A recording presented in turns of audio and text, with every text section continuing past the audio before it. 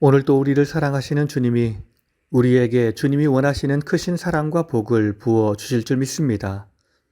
오늘은 다니엘서 6장의 말씀을 통독합니다. 6장 사자굴에서 구원받은 다니엘. 첫 번째 6장 1절에서 9절. 다리오의 다니엘 중용 의지와 다니엘의 절대 신앙을 악용한 반대자들의 음모. 1절에서 3절. 다리오의 국가 편제 개편과 다니엘 중용 의지. 다리오가 자기의 뜻대로 고관 120명을 세워 전국을 통치하게 함. 그들 위에 총리 셋을 두었는데 그 중에 한 사람이 다니엘이라. 다니엘은 마음이 민첩하고 총리들과 고관들 위에 뛰어난 사람이어서 왕이 그를 세워 전국을 다스리게 함. 4절. 반대자들이 국사의 문제로 다니엘을 고발하려 하지만 아무 허물도 없어서 할 수 없었더라. 5절에서 9절. 다니엘을 죽이려는 음모. 다니엘은 그 하나님의 율법에서 근거를 찾지 못하면 그를 고발할 수 없으리라. 반대자들이 다리오 왕에게 30일간 왕 외에 어떤 신을 섬기면 사자굴에 던져 넣을 것을 건의함. 다리오가 이것을 받아들이고 칙령을 반포함. 6장은 바벨론 멸망 이후 메대 왕국에서 다니엘과 관련해 일어났던 한 사건인 그 유명한 사자굴 사건을 집중적으로 다룹니다. 이 사건은 3장에서 일어났던 사드락, 메삭, 아벳느고 사건과 유사합니다. 본장에서 사자굴 사건은 다니엘의 나이 80세가 넘어 일어난 사건이었습니다. 본서의 내용으로만 볼 때 다니엘이 바벨론에 포로되어 끌려온 직후 교육을 받았던 10대 후반의 나이 이후로 그때까지 한 번도 고난을 받았다는 기록이 없습니다. 그러나 이것이 다니엘이 우상 숭배하는 이방 나라에 살면서 고난을 겪지 않았으며 오로지 태평한 세월을 보냈다는 것을 의미하지는 않습니다. 우상 문화가 지배적인 상황에서 여호와 하나님만을 신실하게 섬긴 다니엘이 신앙 문제로 주변 사람들과 갈등을 겪으며 고난을 겪었을 것은 당연한 일이었습니다. 두 번째 6장 10절에서 18절. 금령에도 다니엘이 하나님을 경배하다. 10절. 왕의 금령에도 불구하고 다니엘이 하나님을 경배하다. 윗방에 올라가 예루살렘으로 향한 창문을 열고 하루 3번씩 무릎을 꿇고 기도하며 하나님께 감사하였더라. 11에서 13절. 반대자들의 고소. 그 무리가 다니엘이 기도하는 모습을 보고 왕께 고소하다. 다니엘이 왕과 왕의 도장이 찍힌 금령을 존중하지 아니하고 하루 3번씩 기도하나이다. 14에서 15절. 다리오의 고민과 반대자들의 처형 강청. 다리오가 다니엘을 구하고자 애쓰더라. 16에서 18절. 다리오의 부득이한 사형 집행 허가. 왕이 명령하여 다니엘을 사자굴에 던져 넣으라 함. 왕의 기도. 내가 항상 섬기는 너의 하나님이 너를 구원하시리라. 다니엘이 사자굴에 던져지고 굴 어기를 막음. 왕이 궁에 들어가서 밤새도록 금식하고 오락을 그치며 잠도 자지 못함. 세 번째 6장 19절에서 28절. 사자굴에서 구원받은 다니엘과 다리오의 하나님 경외 명령 조서. 19에서 23절. 천사에 의한 다니엘의 사자굴 구원과 다리오에 의한 다니엘의 무죄 인정과 석방. 19에서 20절. 밤을 새우고 새벽에 다리오가 다니엘의 생사를 확인하다. 왕이 새벽에 일어나 급히 사자굴로 감. 소리질러 다니엘을 부름.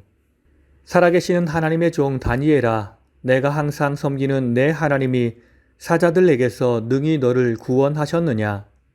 21에서 22절. 다니엘이 천사에 의한 자신의 구원 사실을 왕께 진술하다. 다니엘이 왕에게 아뢰되 왕이여 왕은 만수무강하옵소서.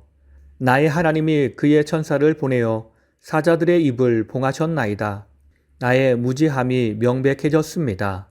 다리오 왕은 평상시에 다니엘로부터 국사에 대해서 많은 조언을 들었고 또한 그로부터 살아계신 하나님의 이야기를 들은 듯합니다. 놀라운 기적을 행하신 주님의 이야기를 들으며 믿지 못했는데 지금 다니엘이 위기에 처하자 그 하나님을 의지하며 사자굴로 달려간 것입니다. 그리고 신분과 체면을 따지지 않고 자식이 아버지를 부르는 심정으로 다니엘을 부르고 있습니다. 그는 다니엘의 대답 소리가 아닌 사자의 으르렁대는 소리를 들을까봐 두렵기도 했습니다. 그런데 하나님께서 그의 소리를 듣게 하셨습니다. 23절 다리오 왕에 의한 다니엘의 무죄 석방. 다니엘의 몸이 조금도 상하지 아니하였음. 이는 그가 자기의 하나님을 믿었음이더라. 24절 다니엘의 숙청을 계획한 반대자들의 사자굴 처형. 참소하던 자들을 사자굴에 던져 넣음. 그들이 굴 바닥에 닿기도 전에 사자들이 그들을 움켜서 그 뼈까지도 부서뜨렸더라. 다니엘의 대적자들은 사자굴에 던져진 다니엘을 보고 기뻐했습니다. 이제 왕이 다니엘에게 보냈던 신뢰와 다니엘의 자리를 차지할 수 있으리라 생각했습니다. 그런데 그것은 착각이었습니다. 다니엘 대신에 그들이 그 죽음의 자리에 던져진 것입니다. 25에서 27절 다리오의 하나님 경의 명령 조서의 반포. 25절 다리오 왕이 온 땅 모든 백성과 나라에 조서를 내림. 25에서 27절 조서로 반포한 하나님 경의 명령의 내용. 내 나라 관할 아래에 있는 사람은 다 다니엘의 하나님 앞에서 떨며 두려워할지니라. 그는 살아계신 하나님이시요 영원히 변치 않으실 이시며 그 나라는 영원하고 그의 권세는 무궁하리라. 그는 구원도 하시며 하늘에서든지 땅에서든지 이적과 기사를 행하시는 이시라. 28절 메대왕 다리오 시대는 물론 바사왕 고레스 때까지 다니엘이 형통하였더라. 오늘 말씀을 통해서 주시는 교훈은 첫째로 하나님이 변함없으신 것처럼 그분을 향한 우리의 믿음도 한결같아야 합니다. 10절을 보면 다니엘이 이 조서에 왕의 도장이 찍힌 것을 알고도 자기 집에 돌아가서는 윗방에 올라가 예루살렘으로 향한 창문을 열고 전에 하던 대로 하루 3번씩 무릎을 꿇고 기도하며 그의 하나님께 감사하였더라라고 말씀하십니다.